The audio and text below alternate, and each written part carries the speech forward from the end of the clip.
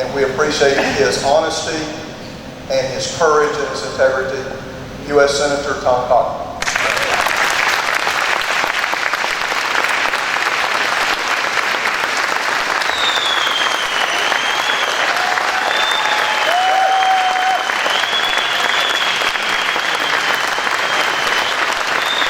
Thank you. Thank you. Thank you all. Alan, thank you very much for the kind introduction. Matt, for emceeing here and your leadership. Chuck, thanks for putting on this event. And thanks most importantly to the Garland County Committee for having me here again tonight to address you on this most solemn of days. You know, it was just over 4 years ago, almost probably 4 years and a month to be exact, that I had my very first appearance as a political candidate in this room. Some of you were there that night. And when you have those kinds of memories and that kind of friendship in politics, you don't forget it. And despite my remarks that night, you still elected me to be your congressman. But you've been with me through thick and thin, through many elections, and when I hear the applause you gave me earlier tonight, it warms my heart, but it also makes me think that I should be the one applauding you for all that you've done for me, all that you've done for the Republican Party of this state, all that you've done for our state and for our country. Tonight, though, I don't want to make a political speech or even talk about our party. I want to talk about our country. I want to talk about what happened to our country 14 years ago. Most of you here are old enough to remember that. I know we have a few young people here who can't remember what it was like that day, but most of you can remember. And this morning, as I was packing up, getting ready to come home for the weekend, I was watching on TV. I saw lots of memorial services. The president on the lawn of the White House having a moment of silence. There was a moment of silence on Capitol Hill, of course at Ground Zero and the Pentagon, and outside Shanksville, Pennsylvania, there were memorial services as well for all the people who had been killed that day. Almost 3,000 people were killed on September 11, 2001. And many of the commentators said this was our darkest day, one of the worst days in the history of our country. And of course it was a very dark day for the United States when we were killed by terrorists from abroad. 3,000 people whose memories are still with their loved ones, still with all of us. But I would actually venture to say it was also one of our brightest days. Because despite the terrorist attacks of those days, we saw a kind of heroism that cannot be replicated anywhere in the world, that is truly emblematic of the American spirit, that reflects who we are as a people and the aspirations to which we all shoot. On that day, there's probably more tales of heroism, of self-sacrifice, of brotherly and sisterly love for one another than on any other day in American history, except maybe D-Day, maybe Iwo Jima, by men and women in New York, and Pennsylvania, and Washington who weren't even trained to do it. Stories like Michael Judge, who was the chaplain of the fire department of New York, a Catholic priest, who as soon as he heard about the attacks at the World Trade Center, rushed to the scene, encountered Mayor Giuliani, who asked him to pray for all the people who had already lost their lives and probably would lose their lives, as well as to pray for the firefighters and the policemen who were rushing into those buildings to help save the innocent lives. Chaplain Judge went into the Trade Center himself, where he prayed for the wounded and for the firefighters whom he had served for so many years, and gave last rites to some of the Americans who were dying. He himself was killed when the tower collapsed and debris took him and so many others. He was later carried out by his fellow firefighters in an iconic photograph, the first confirmed casualty of that day, victim number 0001. Rick Rescorla, who was head of corporate security at Morgan Stanley. He himself was a Vietnam veteran and naturalized citizen of the United States and the UK, where he also served in their military. Highly decorated with the Silver Star and the Bronze Star and the Purple Heart. He had been worried for years about a terrorist attack at at their offices in the World Trade Center. Some people say he's the man that foresaw 9/11 or the 1993 World Trade Center bombing. He was at his desk early in the trading day for Morgan Stanley when the other tower was hit, and the authorities told everyone, stay at your desk, don't move. And he, being prepared for that day, said, absolutely not, everyone evacuate. Because of his quick and decisive action, because of his leadership in getting his fellow co-workers out of the tower, because of the hours he had spent training them for just that moment, 2,700 employees at Morgan Stanley's lives were saved when that tower went down. Rick Rescorla was not one of them. He went back inside to make sure there was no stragglers. He called his wife and said he was doing exactly what he was supposed to do, and his remains have never been recovered. Or Wells Crowther.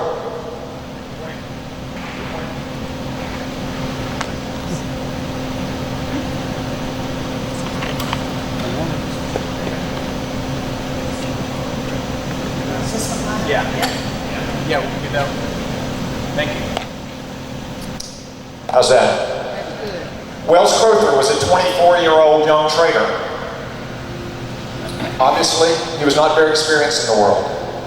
But he did have one experience that day. He was a volunteer firefighter when he was a teenager. He had trained and been prepared for emergencies. And even though he was on the 104th floor when the towers first struck, he had the presence of mind to go down to an atrium lobby on the 78th floor and collect people who were not as calm, not as prepared, not as well trained as was he, and to get them to safety. For the longest time, he was known as the man in the red bandana. Being a firefighter, on a volunteer basis as a teenager, he knew the danger, the dust and the debris held in the air, and therefore, to protect himself so he could save others, he wrapped a wet bandana around his face, credited with saving at least a dozen lives of people who otherwise might not have gotten out of the towers. Again, he didn't get out of the towers himself.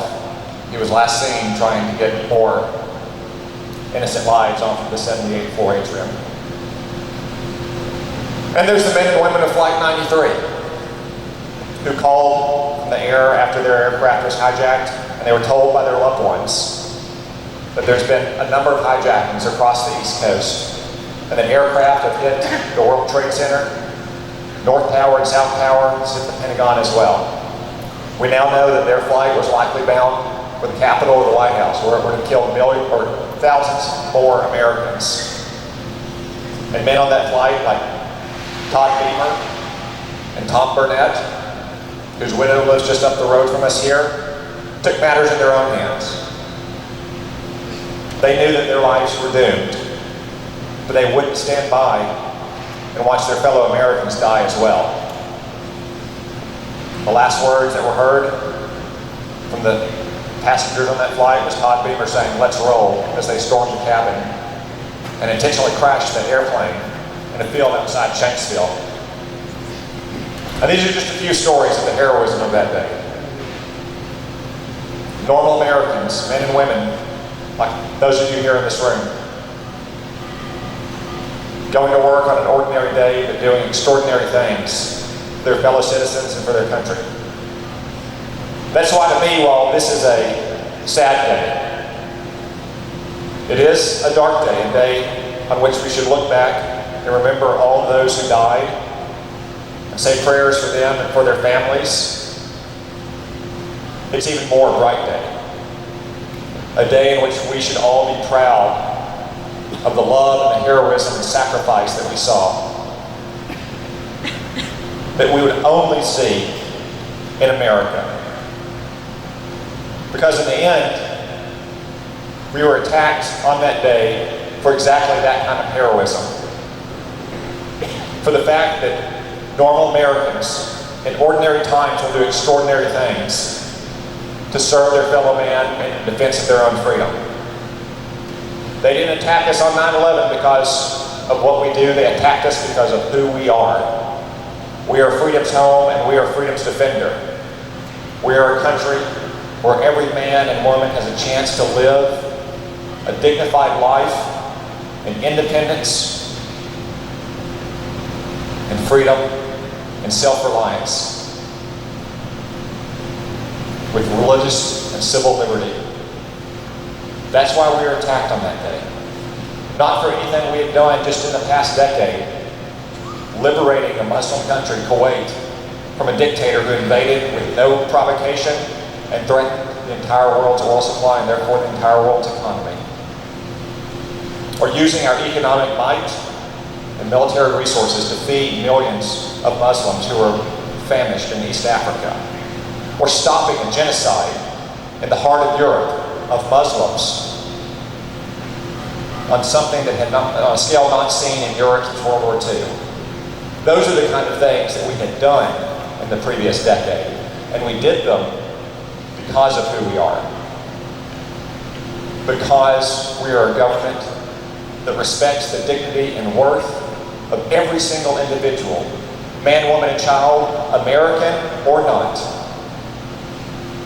And the radical and hateful ideology of those terrorists who struck us that day could not tolerate it. They are the sworn enemies of the United States and our freedom. And the fact that we will fight for that freedom. We will sacrifice our lives, whether it's on the battlefield overseas, or whether it's in a flaming building in New York, or Washington, D.C., or in an aircraft above our skies. That's why we are attacked, but it's also why we survived and why we prospered as a country. It is that spirit, the spirit shown by citizens like Rick Rescorla, like Michael Judge, like Todd Beamer and Tom Burnett, like Wells Croker, and so many others. And it is that spirit that saw us through that day, which will see us through every single day, as long as we have the courage of our convictions and the faith of our fathers on which this country is founded.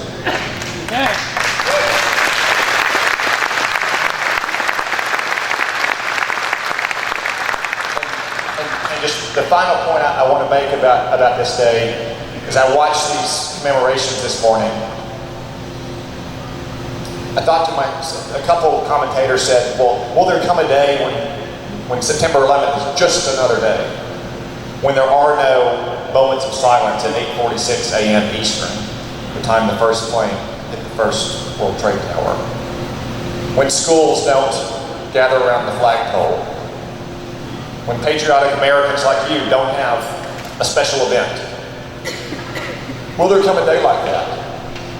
After all, we don't do that on December 7th anymore, the anniversary of Pearl Harbor.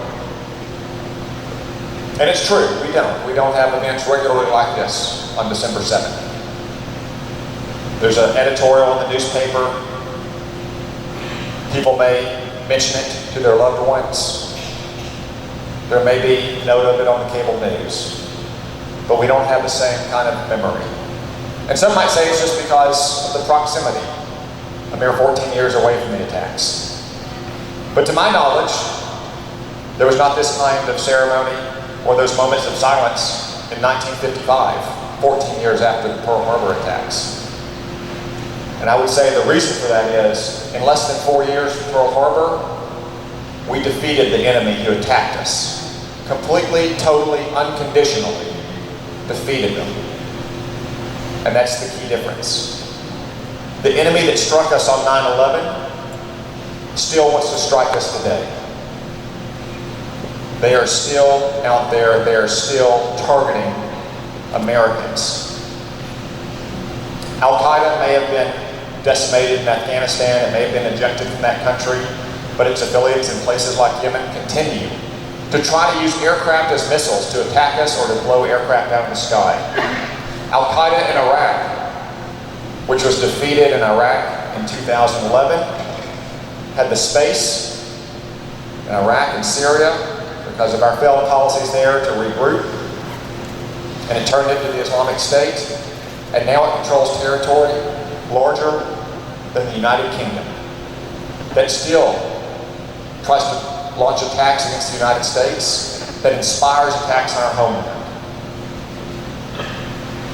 And finally, there's Iran, the worst danger that we face in the world. Because the only reason those terrorists killed 3,000 Americans on 9/11 and not 3 million Americans is because they didn't have the means to do so. Unfortunately, the nuclear deal that was just cemented with Iran will give the world's worst state sponsor of terrorism the means, sooner or later, to kill that many people, or many millions more, if it is not unwound eventually. That's why Pearl Harbor is not commemorated today in the same way that 9/11 is, because the enemy that we confronted on 9/11 is still with us and is growing more powerful in some ways. So when we have these ceremonies, like this event tonight, or when we have a moment of silence in the morning, when we see what happens at Ground Zero or the Pentagon or Shanksville, it is not just a memory of those who died, but it's a call to action of all of those who live, to follow in the example of the heroism of that day, to stand firm and to stand strong in defense of American liberty and American lives. I know each and every one of you do that. And that's what I try to do for you every day in the United States Senate. I want to thank you for the privilege of allowing me to serve you there, and thank you for the honor of once again being able to say, I am serving the United States of America, the greatest country in the history of mankind. Thank you all.